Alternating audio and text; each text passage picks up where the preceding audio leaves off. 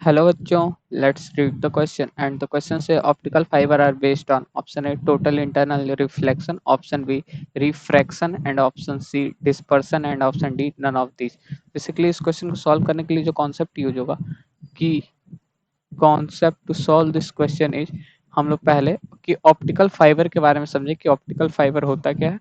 तो हम लोग को पता चल जाएगा कि वो कैसे काम करता है, मतलब किस पे वो बेस्ड होता है। तो ऑप्टिकल फाइबर कैसे ये होता है कि optical fibre is a thin transparent fibre, transparent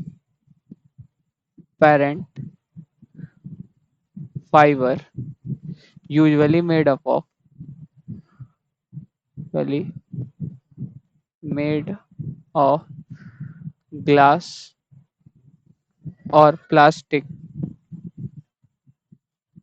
glass or plastic for transmission of light,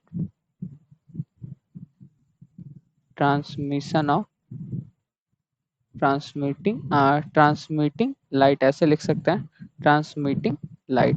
ठीक, ट्रांसमिटिंग ट्रांसमिटिंग लाइट,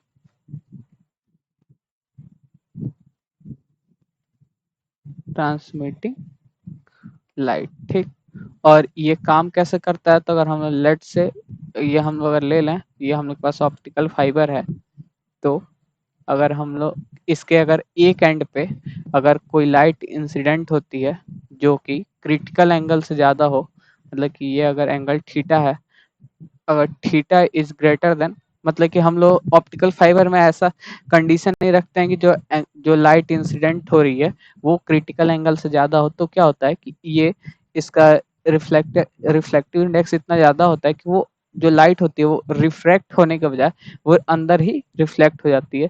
तो और इस कंडीशन को हम लोग जानते हैं क्या बोलते हैं, TIR बोलते हैं, टोटल इंटरनल रिफ्लेक्शन। और इसी से इसमें लाइट बहुत ही लॉन्ग डिस्टेंस तक ट्रेवल कर जाती है बिना एनर्जी लॉस के। जो ये प्रोसेस होता है ये होता है TIR, that is total internal